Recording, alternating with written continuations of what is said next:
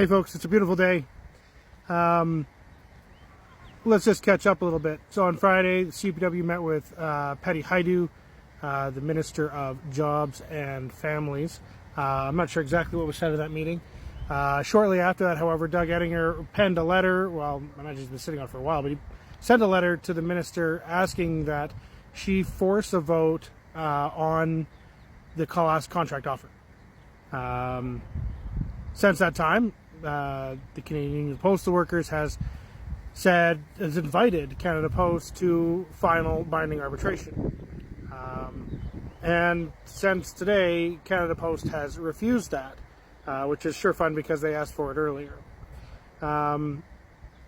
So what does this all mean?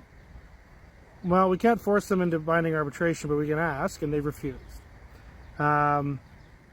If the minister orders us to vote on the contract offer and we vote yes, then we hang ourselves and accept the corporation's offer of 25% less full-time jobs, of reduced benefits, of no chance for full-time or acceleration through scale for all future employees,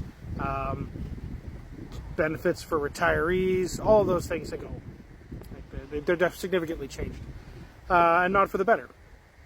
If we vote no, we continue with the action that we have. So these are the things that they do, right? They have these government methods that try to force you into doing what they want. So we vote no, we do not accept the offer, then we're still where we are right now. We're still in a strike position, still a locked out position, we're where we are right now. Then what could happen after that? Well, we could end up in a strike or a lockout situation. And I think that's the one that bothers people the most,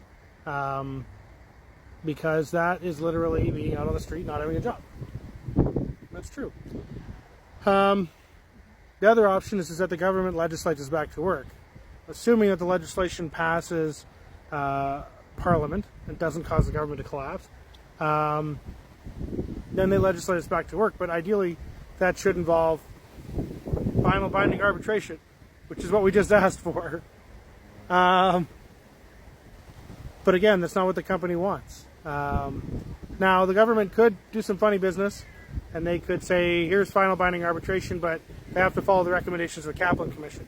I'm not a lawyer, but I don't think that would fly in court. But that's going to take 5 to 8 years to go through. So by then, they'll have sold off all the profitable parts of the corporation. They will have gotten rid of your job. You will be long gone. And what will it matter? I don't know. Right? It's the problem with the legal system, is it's too slow to react to actual problems.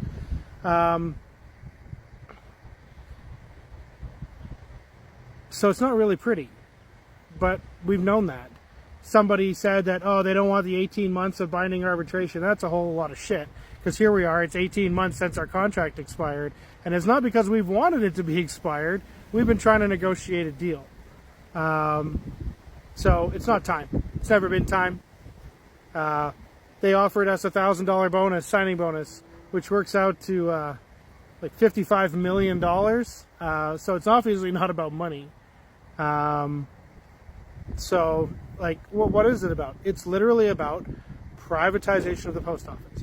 Doug Ettinger, in his president's report this year, said that they were looking for business partners. They're not looking for expansion of services internally. They're looking for business partners. This will close off our opportunities for postal banking, for internet services, for mobile services in rural areas. They want partners, private partners.